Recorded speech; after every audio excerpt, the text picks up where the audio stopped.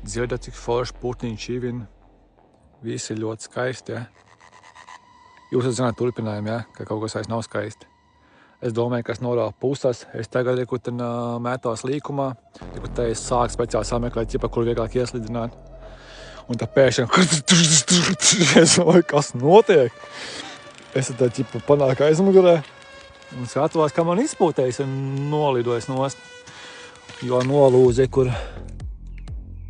Nē, pagaidi, šitais jau senī bijis nost. Tāpēc viņš karājās jau pirms tam, bet pagaidi. Kur tur ir tā galvenā problēma tagad, jo pagaidi, ko? Tas taču nav nekas, kas ir tikko nolūzis, viss ir norūsējis. Kur tad viņš turējās tagad tāds jautājums? Kurš klausās, kā tas skanējas, es tās braukšu.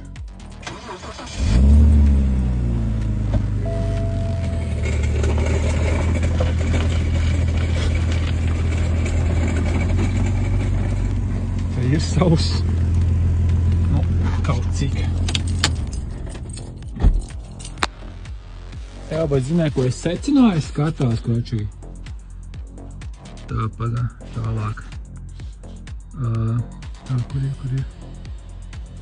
Eko, tur ir tas bundulīts viens, jā. Es viņu kustinu.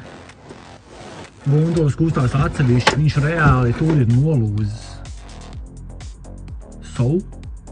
Ja es viņu dabūju ārā lieku no šī gumijas, es pieļauju domu, vēl tev starpēji vēl vienu gumiju lieku te. Varbūt viņš man vienkārši nokrīt. Tā es viņu iebās salonā. Un kurš mēģināsim, vienkārši nogās viņu pa sānu, lai viņš nokrīt, un tad es viņu varu noņemt, jo man reāli nav kā viņu piesipināt. Jo man izdevās viņu dabūt nos, es izspēju ārā no pirmās gumijas, un tā viņš pats automātiski nokrīt. Šitā gumija viņam traucēja, ko visi nost. Viņš reāli tur bija vienkārši nolūzis. Tāpēc arī viņš jau normāli neturējās. Tā kā čotka. Tagad jābāž salonā kaut kādā veidā. Baigi sūdīgi būs. Kaut kā tur uz logu priekšā, tā kā es šito likšu kaut kur priekšā jau te logi. Lai es te logu neizdauzi. Pagaidi. Jo likšu tā pagaidām. Lākoši izslēšu kameru, pēc tam nofilmēšu, kā es te saliku. Vispār jāpēdarbina, kā viņš tagad trūc, un ka jau kas savādāk bišķī izpūties vairs nav, bet pat viņš jau tur neturējās neko. Viss bija nost. Bet tu možs būs bišķi savādāk skaņa. Klausimies.